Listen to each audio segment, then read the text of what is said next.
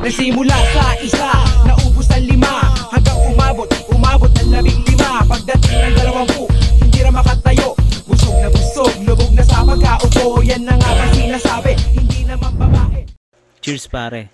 Pero pagdating sa, sabi mo ng mga Gen Z, yung Gen Alpha, yung generation ng anak ko, hindi mo pwedeng basta sabihan yan na ganito gawin mo.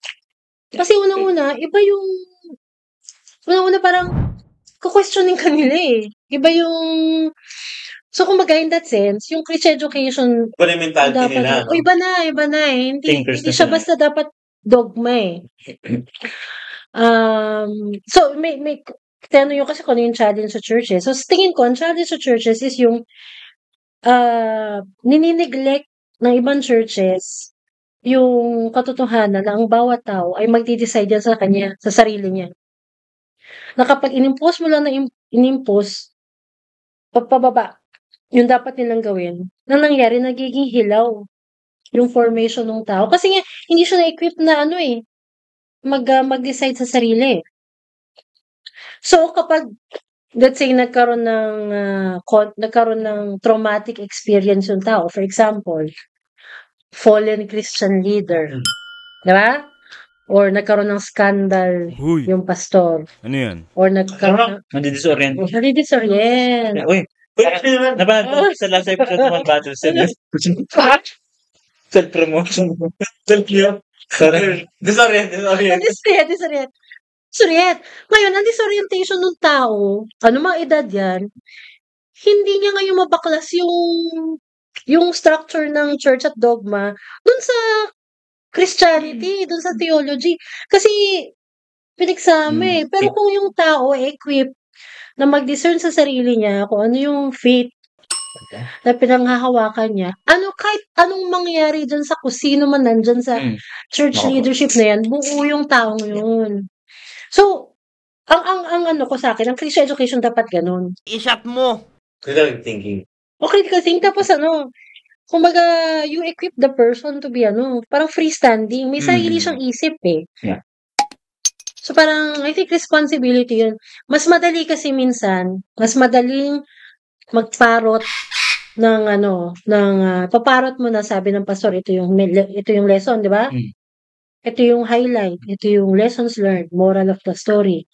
Mas madaling iparot yon kesa i-guide mo yung tao kung paano niya ipoprocess yung passage.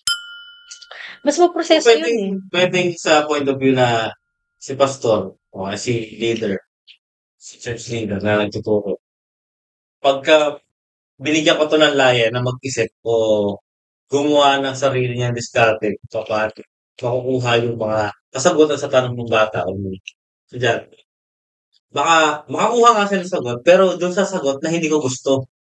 So, bigyan ko na lang siya na ready-made na answers. May problema yung pastor na yun. Yung pastor may problema ron.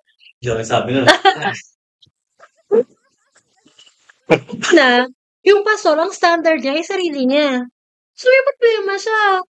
Nasabi mo ba natin arrogante siya? Ayaw. Baka splice yun. Sabi natin, Yes. Di ba arrogante? Kasi, kung ikaw yung standard ng tama, huwag ka na mag-judge, di ba? ay kung sabihin ng pastor na, Ikaw na. sabihin ng pastor na, hindi ako yun. Hindi ako yun, hindi ko rin standard yun.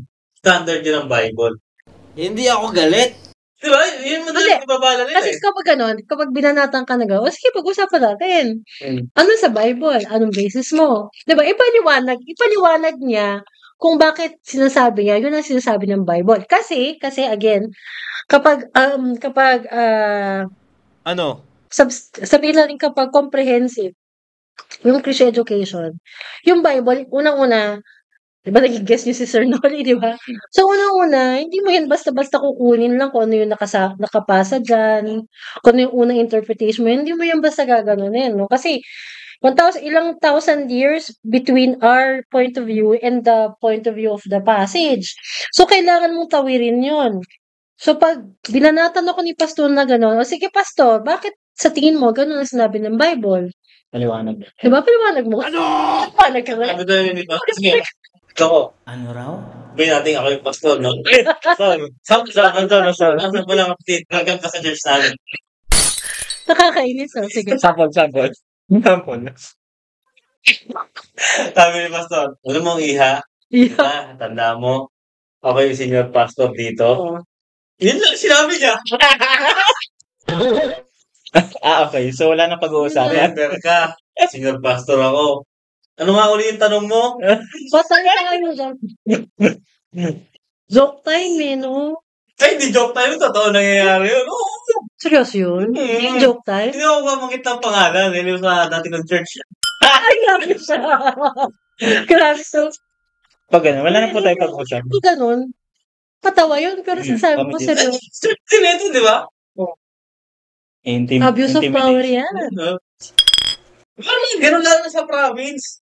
Sa province Like, talagang... for example, yan, again, yung education, that will open the minds of people kung inaabuso na yung authority ng tao.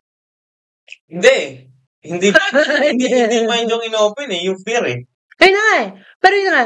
Pero kung, Hindi pa ako lasing. kaya nga may crisis eh. Kaya nga siya crisis yung, isa pa, no? Isa pa siguro dahil yung Christian education for some churches, hanggang youth lang siya. Ang categorization sa kanya, Sunday school hanggang youth. Sabi mo na college. Pero pagdating niya na adulthood, parang Kailangan. outside na, di ba? Christian education dahil, di attend ka ng service eh. Parang so anong impact? Yung mga Bible study for adult, hindi ganun yung treatment. Ano yung treatment for adult? Parang minimized yung paano ko ba explain yun? Una-una, para siyang mini version ng sermon. Mini version ng sermon, Bawal magtanong. pwede magtanong, pero ang nagiging problema dyan is parang paano mo sasagutin yung tanong. So, ang sagot doon sa mga tanong tungkol sa Bible passages, yung galing sa sermon. Or, Western yung context. In the sense na yung mga parang mas, yung mga cultural aspect ng pagiging Pilipino. Let's say for example, yung mga usapin tungkol sa kung ano yung righteousness, kung ano yung tama at mali. Or let's say pag-review, yung mga pagre-rebuke, no? So, syempre, pag sa konteksto ng Pilipino, mas may maraming ibang paraan ng pagre-rebuke, iba-iba. Yung direct rebuke based on, let's say, a scripture or whatever, no, isa lang yun. At hindi talaga nag-work yun. Kasi ang magiget ng Pinoy kapag nirebuke mo siya directly, hindi naman yung sinabi mo eh. Ang nagiget niya yung aggression, yung pakiramdam. So, what I'm saying is, kapag ang Bible study ay flat at kinuha lang mula sa sermon o kinuha lang mula sa kinopya sa internet, namimiss yung ganung namimiss yung ganung nuance ng learning ng tao, lalo na kapag adult.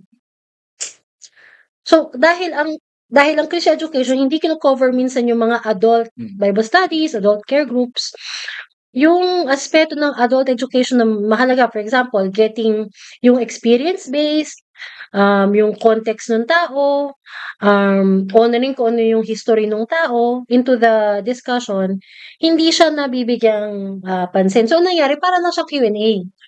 Question and answer, guided, no? Nakakalungkot yun kasi, ang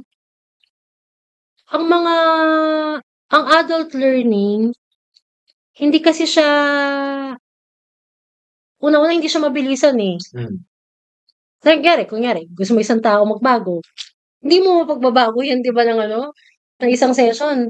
So, kailangan may relationship, May journey po. may journey. Kasi, una-una, magpapabago dun sa adult, hindi naman yung sinabi mo eh. Sarili niya. Pero kailangan mo siyang gabayan until mabot siya dun sa pagbabago na yun. So, marami na ibang factors na sa Christian education, sa ATS, covered yun. So, kumbaga, yung aware yung mga estudyante doon. Pero sa church setting, hindi yun pinapansin kasi feeling nila pagdating na adult, doon na yan sa sa sermon na yan a-attend. So, in that sense, ang daming opportunities for learning in adult education na hindi na harness in the church setting dahil feeling nila ang CE ay nagtatapos lang sa college youth pababa. May question po ako. Inline lang po with, hindi naman sa segue, pero related pa rin po. Inline with yung parroting versus yung critical thinking. Kasi before sa church namin, hindi ko na babanggitin, pero yung nag-share din kasi kami. Pero ang gusto kasi ng pastor namin, yung uniform na kailangan, yung tinuturo. Na. Yeah, oo, ganun. At may ano ka na, may guide ka na. Day out na kayo. Minsan siguro yun yung parroting kasi nga parang takot siya na baka May iba magbari. masabi. Oo. Baka yung hindi siguro takot siya na hindi mangyari yung agenda niya. Ewan ko. Ayoko naman mag-judge. Sabi ang nag-judge ka. Pero nag-judge na sa'yo. Pero di ba po, sure, magiging guided, mas madali, mas uniform, which is hindi naman guarantee maganda pag uniform, di ba? Saka hindi naman nagiging uniform talaga Yun naman po. Wala naman po talagang perfect. Oo. Tsaka sabi mo, pag iwahiwalay mo yung care group na yan, ibang lalabas dyan. Iba, magkakaiba. Ibang magiging focus pa rin. Oo. Para pare-pareho lang tinanong, pero tingnan mo, yung magiging sagot na yung mga group na yan, magkakaiba. Yung ending nila, iba-iba yan. Depende kung sino yung nag-lead ng discussion, depende kung sino yung malakas ng boses. Yan. Ang tanong mo yun, sige. Yung tanong ko, paano naman yung pagdating, kasi nga dahil pinasa lang sa kanila, paano yung conviction nun habang nagtuturo ka? Wala. Kasi yun nga po, di ba po? Isa rin sigurong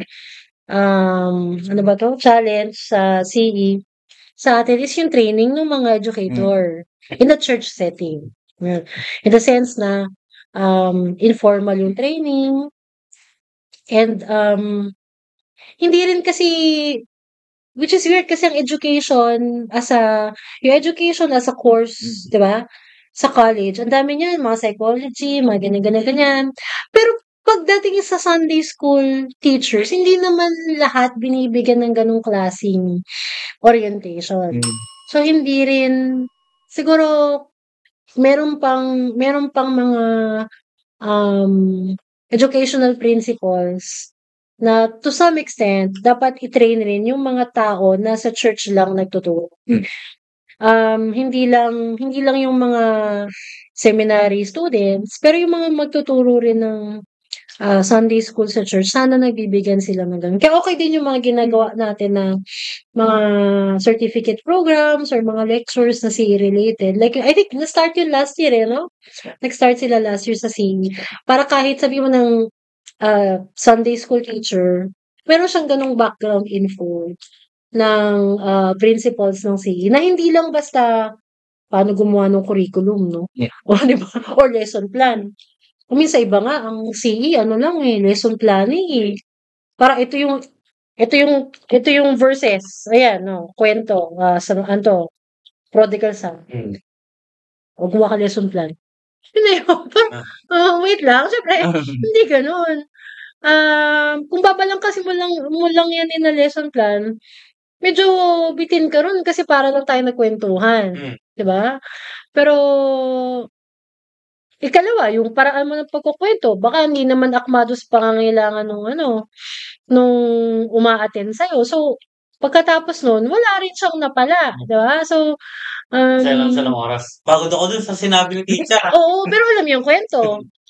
Pero yung mga ibang nuance nun na dapat sana natutunan niya, hindi niya natutunan kasi hindi equipped. So, may kakulangan na rin minsan sa training ng mga Sunday school teachers. Lalo na minsan, ang tendency natin, kinukuha natin yung material galing sa US. Diba? Nagbibigay sila yung mga DBBS material, pati yung mga arts and crafts, lahat, pati yung mga exercises. Tapos, yun na yung ginagamit natin, no? I mean, hindi naman siya sa hindi maganda. Ang sinasabi ko lang is, mas magiging siguro effective yun at responsive kung merong parang processing na nangyayari. Paano mo iakma dun sa mga estudyante mo.